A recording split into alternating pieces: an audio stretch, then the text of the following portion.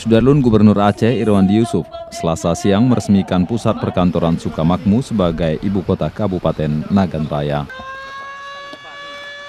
Peresmian ditandai dengan menekan tombol sirine yang dilakukan secara bersama-sama. Kompleks ini sendiri sudah dibangun oleh pemerintah daerah sejak tahun 2004 silam. Agenda ini sendiri turut dihadiri ribuan warga dan aparatur sipil negara di daerah itu. Sementara itu aneka tarian khas Nagan Raya juga ditampilkan dalam acara seremonial ini. Dari Sukamakmur, Dedi Iskandar, Serambion TV.